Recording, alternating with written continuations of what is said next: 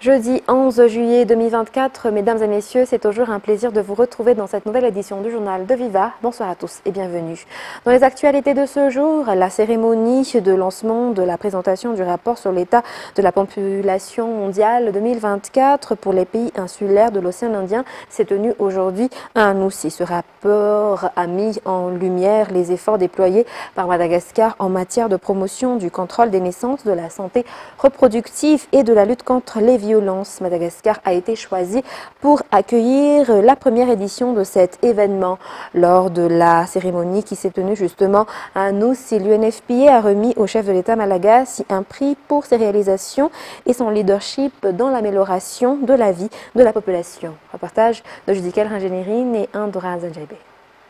L'avenir pour les îles de l'océan Indien, notamment les Comores, les Seychelles, Maurice et Madagascar, concernés par le rapport de l'UNFPA sur l'état de la population mondiale en 2024, est lié. Un avenir lié, une lueur d'espoir, l'élimination des inégalités en matière de santé sexuelle et les droits des femmes, tel est le thème de ce rapport qui a fait état des progrès tangibles dans l'accès de la population aux services de santé de reproduction ainsi que des contrôles de naissance.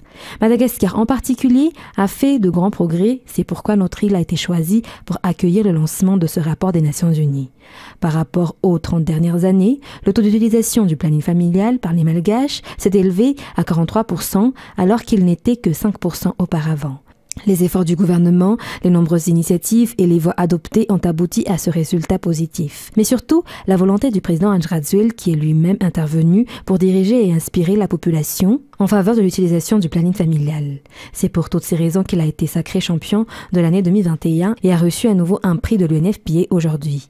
Monsieur le Président de la République, au nom des partenaires de la communauté du planning familial à Madagascar, cette reconnaissance vous est remise pour attester et reconnaître votre leadership en matière de planning familial et de promotion de la planification familiale.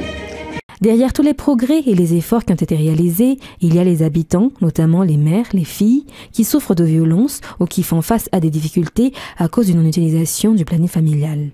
Pour Madagascar, nombreux sont ceux qui ignorent cet outil, raison pour laquelle il est donc nécessaire de tout mettre en œuvre pour encourager les femmes et les filles à utiliser le planning, a déclaré le président Andrzej, car cela dépend du développement parallèlement à la politique établie qui est la promotion du capital humain. Car des citoyens éduqués et en bonne santé sont le garant d'un développement réel pour eux-mêmes, leur famille, leur communauté et surtout pour notre pays ou pour le pays tout entier. Toutefois, il est important de noter que la croissance démographique est aussi le sujet de nos préoccupations. Car aujourd'hui, à Madagascar, une femme donne naissance à 5 enfants en moyenne et plus de 30% des filles entre 15 et 19 ans ont déjà accouché. Je tiens ici à partager avec vous la situation de Saoul, une jeune femme de 22 ans, quand j'étais dans le sud de Madagascar. Elle a 22 ans et pourtant, elle a déjà 6 enfants. Elle ne travaille pas, elle n'a pas de ressources. Et vous imaginez comment elle peut éduquer, soigner ses enfants. Et pourquoi je l'ai rencontrée? Parce qu'elle était dans notre centre national de réhabilitation nutritionnelle. Et ses enfants étaient dans un état de malnutrition aggravé. Et c'est pour cette raison que nous allons tout faire pour sauver le peuple malagasy, parce que c'est la pauvreté qui crée la pauvreté. Et je peux dire en conclure, on ne peut pas dire qui est le responsable de cette pauvreté. Mais en tant que président de la République de Madagascar, je mettrai tous les moyens pour combattre et réduire la pauvreté à Madagascar.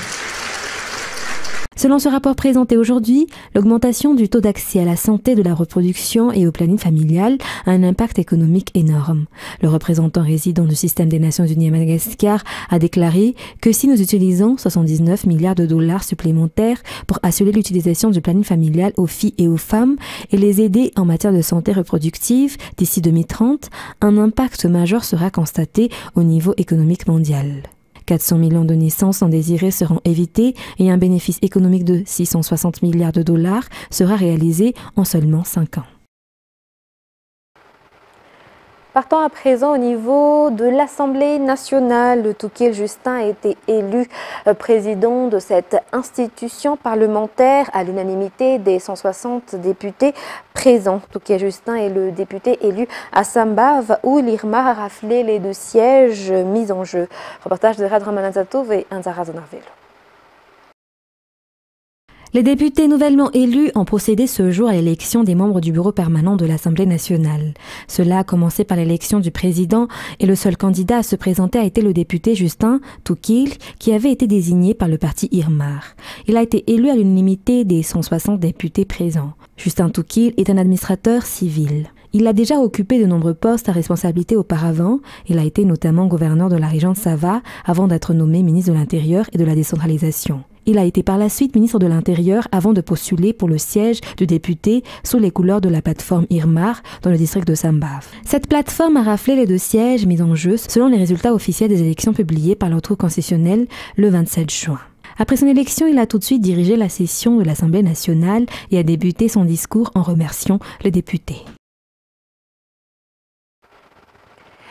Selon la demande formulée par la présidente du Sénat ivoirien, Kandia Kamisoko Kamara, il y a eu une rencontre bilatérale entre elle et son homologue malgache, le général Ravaloman Richard, lors de la 49e session parlementaire francophone qui s'est tenue au Canada. Cela a conduit à la création d'un groupe de sénateurs en Afrique pour renforcer la diplomatie parlementaire. Mervoula Tsiren. Le président du Sénat ivoirien, Kandia Kamisoko Kamara, et le président du Sénat malgache, le général Ravaloman Richard, ont eu le même point de vue lors d'une rencontre bilatérale entre les 2 parties. La dignité et l'honneur du Sénat seront toujours maintenus afin que les membres en soient dignes et que cette institution puisse apporter une grande contribution au bien-être des compatriotes, au développement des collectivités territoriales décentralisées menant vers le développement du pays. Renforcer les relations entre le Sénat, pouvoir échanger des expériences, s'informer et s'entraider autant que possible afin qu'il y ait stabilité et respect du système démocratique dans chaque pays, renforcer la diplomatie parlementaire pour résoudre les problèmes politiques afin d'éviter le recours à la force et le renversement d'un État démocratique, comme cela s'est produit récemment en Afrique. En conséquence, il y aura la création du groupe parlementaire du Sénat en Afrique, en plus de cette association existante du Sénat qui est l'Assemblée parlementaire de la francophonie. Pour cela, une rencontre sera organisée en Côte d'Ivoire. Kandia Kamisoko Kamara a demandé au général Richard Ravaloman de lui prêter main forte et de l'aider à accomplir cette tâche. Ainsi, en prévision de cela, la présidente du Sénat ivoirien a invité le général Ravaloman Richard, président du Sénat malgache, à venir en Côte d'Ivoire. Et l'État veut procéder à l'utilisation de l'intelligence artificielle à travers le ministère du Développement et de la Transformation numérique, des postes et des télécommunications pour gérer toutes les données et data administratives.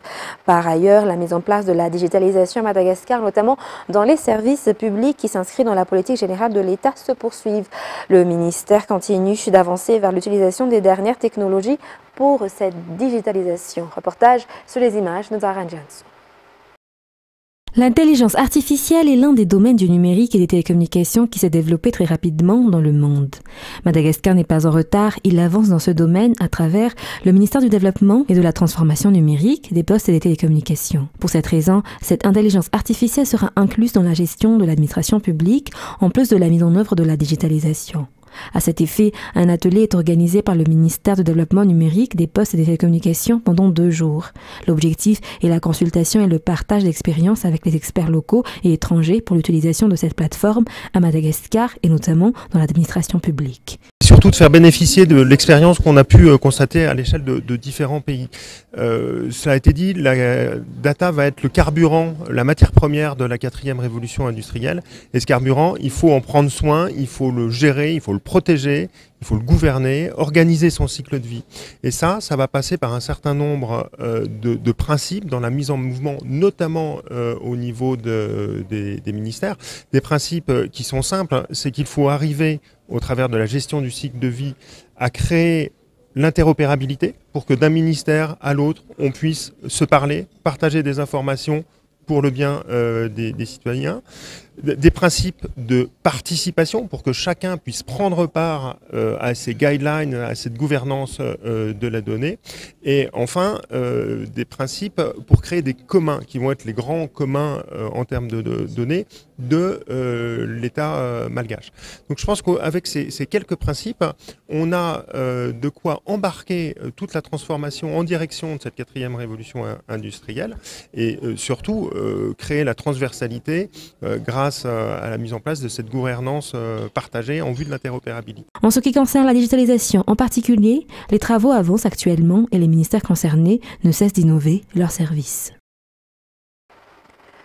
Puisqu'on a parlé d'administration publique, parlons à présent de développement au niveau des districts. Les travaux justement de développement au niveau du district de Muramang, région Alochamangour, se concentreront principalement sur les zones rurales. En effet, les agriculteurs qui composent la majorité de la population de ce district se plaignent du manque d'infrastructures telles que des barrages, a déclaré le député de l'Irmar élu dans ce district. Le district de Muramang renforcera sa coopération avec le gouvernement afin de pouvoir bénéficier de ces infrastructures de développement prioritaires. Le point avec Anienne Martina et Sechan Jenab. Le fait que Muramang dispose de 2 parlementaires qui travaillent avec le gouvernement est un grand avantage pour ce district. A rappeler que les 2 élus de Muramang sont issus de la plateforme Irmar. Les travaux de développement à réaliser dans ce district seront ainsi 2 fois plus qu'auparavant et les élus locaux ont assuré à la population qu'ils seront en mesure de remplir les missions qui leur sont confiées. La majorité de la population du district de Muramang sont des agriculteurs.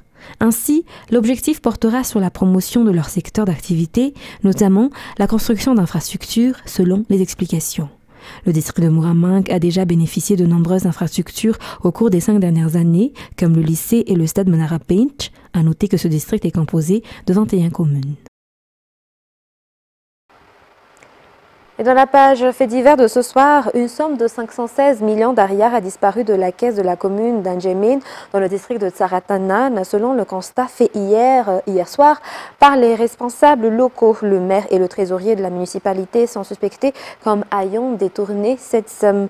En effet, l'utilisation de cette somme n'avait pas été approuvée par le conseil, mais surtout, il n'y avait aucun projet en cours ou des travaux en cours actuellement. Selon les informations, les responsables suspectés ont disparu dès l'ouverture de l'enquête. Les détails avec Cécile Vin et Sechan Jenab. Le montant total des sommes dans la caisse de la commune d'Anjemin, district de Tsaratanan, région de Bezbuk, au cours des années 2022 et 2023 a atteint 619 millions d'ariars. Selon le relevé de compte de la commune, 516 millions d'ariars ont été débloqués de la caisse par le maire et le trésorier. Cependant, l'utilisation de cette somme n'est pas passée par le conseil municipal d'Anjemin, comme l'exige la loi, et le maire n'a convoqué une réunion du conseil qu'en 2024 pour examiner le budget déjà adopté. Ce qui a surpris les membres du conseil, c'est qu'il n'y avait pas de justification confirmant l'utilisation de cette somme ou encore d'un plan de travail concret ou des équipements achetés par la commune avec cette somme. Selon le rapport, ce qui a été fait par le maire et le trésorier de la commune est considéré comme un détournement. Par ailleurs, cela fait presque 7 mois que les employés de la commune n'ont pas perçu leur salaire selon les informations. Les autorités d'Anjemin ont immédiatement suspecté le maire et le trésorier municipal. Mais lorsque l'enquête a été ouverte, ces derniers ont disparu. Toujours dans cette page fait divers, les dirigeants de la Jirama appliqueront la tolérance zéro pour les auteurs de vol et de corruption, a annoncé Ron Weiss, directeur général de la Jirama. En effet, ces actes nuisent grandement au bon fonctionnement de l'entreprise. Ceux qui sont coupables de corruption seront immédiatement licenciés, selon toujours son directeur général, lors de la conférence de presse hier à Mbuzatouf. Les détails avec Anienne Martina, Cécile Vin et Sechan Jenab. Le nouveau directeur de l'entreprise sera ferme face aux affaires de corruption et de vol au sein de la Jirama. Des mesures sévères seront prises et pourront aboutir au licenciement des auteurs, a déclaré hier le directeur général de la Jirama lors d'une conférence de presse au siège de la société à Mbuzatov. Début juin dernier, 2 employés de la Jirama au niveau de l'agence de Tanzbat ont été placés en garde à vue pour une affaire de branchement illicite d'électricité. Ces derniers ont également réclamé de l'argent en contrepartie du branchement.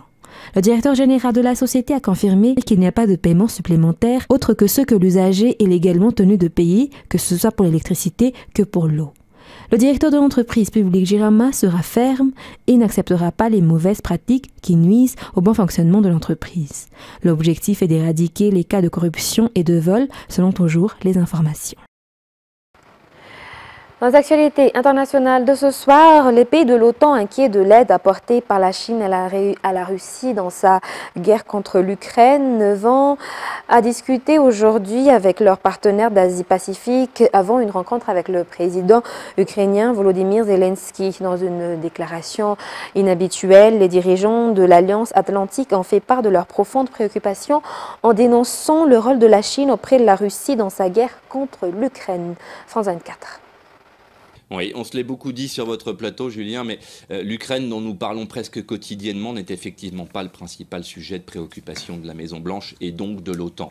Dans la relation sino-américaine, rien ne s'arrange, c'est le moins qu'on puisse dire. Et ce sommet a été l'occasion pour le secrétaire général de l'OTAN, Jens Stoltenberg, de dénoncer la participation chinoise au conflit. Une participation directe désormais, une participation bien concrète par un soutien militaire et logistique aux armées de Moscou, c'est-à-dire précisément ce que la Chine s'était engagée à ne pas faire au début du conflit, il y a 2 ans et demi maintenant.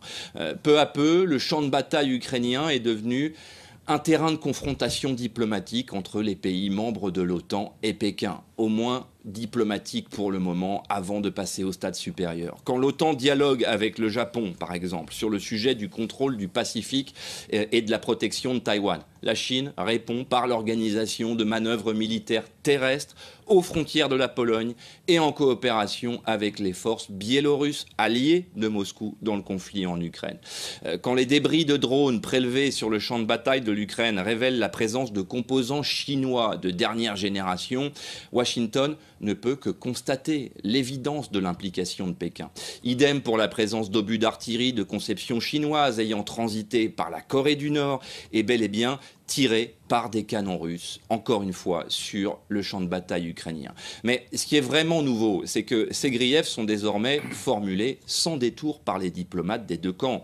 Ce mercredi, le gouvernement chinois affirmait que cette réunion de l'OTAN à Washington prenait des allures de provocation belliqueuse. En résumé, voilà, vous voyez, Julien, le 5 novembre prochain, les Américains vont vraiment devoir désigner un président en pleine forme pour affronter ces sujets qu'on peut raisonnablement qualifier d'inquiétants. Et Israël a affirmé avoir intercepté aujourd'hui plusieurs drones en provenance du Liban à sa frontière nord, théâtre d'échanges de tirs récurrents entre l'armée israélienne et le mouvement islamiste libanais Hezbollah, allié du Hamas. Le chef du Hezbollah, Hassan Nasrallah, a confirmé hier soutenir la position du Hamas palestinien dans les négociations indirectes avec Israël pour un cessez-le-feu dans la bande de Gaza, répétant qu'en cas d'accord sans partie mettrait fin à ces attaques depuis le sud du Liban. Le point avec France 24 toujours. Eh bien, Julien, vous savez, la situation au sud du Liban évolue au gré des développements à Gaza. Et c'est le cas depuis le début de la guerre dans l'enclave palestinienne le 7 octobre dernier. Souvenez-vous, les hostilités à la frontière libano-israélienne ont cessé lors de la trêve temporaire entre Israël et le Hamas en novembre dernier. On pourrait donc s'attendre à un scénario similaire si les négociations en cours aboutissent à un cessez-le-feu durable, comme le prévoit le plan proposé par le président Biden. Le chef du Hezbollah a d'ailleurs rappelé hier soir que son camp soutiendrait toute décision prise par le Hamas et qu'en cas d'accord sur un cessez-le-feu à Gaza, le Hezbollah mettrait fin à ses opérations sur le front sud. Ce qui devrait donc ensuite paver la voie à des négociations indirectes entre le Liban et Israël en vue d'un règlement du litige frontalier et le retour en toute sécurité des habitants des régions frontalières au Liban et en Israël. La question a d'ailleurs été au cœur des discussions à Paris la semaine dernière entre l'émissaire américain Amos Hochstein et Jean-Yves Le Drian. Selon des sources diplomatiques, les deux hommes se seraient engagés à exercer une pression maximale sur le Liban et Israël afin d'éviter une escalade qui serait catastrophique pour toute la région et aux conséquences potentiellement apocalyptiques selon l'ONU. La situation sur tous les fronts et les derniers développements à Gaza ont aussi figuré au menu d'une réunion entre une délégation du Hamas et le secrétaire général du Hezbollah, Hassan Nasrallah. Selon des sources proches de ces deux parties, toutes les composantes de l'axe de la résistance se seraient engagées à respecter les décisions du Hamas. Je vous propose d'écouter Hassan Nasrallah. La résistance qui lance des centaines de roquettes et des dizaines de drones en une journée sur des cibles sensibles au nord, à 30 et 35 km de profondeur sur le plateau du Golan, à travers la zone du plateau du Golan, montre qu'elle n'a pas peur de la guerre. Si un accord de cessez-le-feu est conclu à Gaza, notre front cessera le feu sans aucune discussion, indépendamment de tout accord, mécanisme, négociation ou autre. C'est un engagement, parce qu'il s'agit d'un front de soutien. Nous n'autoriserons jamais une attaque que l'ennemi israélien pourrait mener contre le Liban, même s'il y a un cessez-le-feu à Gaza, bien qu'un tel scénario soit improbable, très improbable. Retour un peu sur la victoire de l'Espagne contre la France durant l'Euro 2024, justement, face à la France mardi en demi-finale de l'Euro. Le phénomène espagnol Lamine Yamal est entré dans l'histoire du football en devenant à 16 ans le plus jeune buteur d'une compétition internationale. Le jeune attaquant a largement contribué à la qualification en finale de la Roya face aux Bleus en faisant poser une menace constante sur la défense française. Retour sur un début du carrière fulgurante de ce footballeur. France 24. À la fin du match, la déception se lit sur les visages français. Pour la première fois depuis 1996, les Bleus sont éliminés en demi-finale d'une grande compétition. Un échec pour le capitaine Kylian Mbappé, passé à côté de son Euro avec un seul but marqué. Voilà, j'étais pas bon et voilà, on rentre à la maison, c'est simple. On avait l'ambition d'être champion d'Europe, j'avais l'ambition d'être champion d'Europe, on l'est pas. Donc à partir de ce moment-là, c'est une compétition ratée. Mais c'est le football. À Munich, tout avait pourtant bien commencé pour l'équipe de France. Dès la 9e minute, Kylian Mbappé dépose un centre sur la tête de Kolo Muani qui trompe le gardien espagnol. En difficulté, la Roja revient au score grâce à une merveille de Lamine Yamal. Le prodige du FC Barcelone, 17 ans dans 3 jours, enroule une superbe frappe dans la cage de Mike Maignan et devient le plus jeune buteur de l'histoire de l'Euro. Je ressens de la fierté, c'est un rêve. Tous les enfants rêvent de marquer un tel but pour leur équipe nationale à un moment aussi important. Je suis très heureux. 4 minutes plus tard, l'Espagne prend l'avantage sur un tir de Dani Olmo dévié par le défenseur Jules Koundé.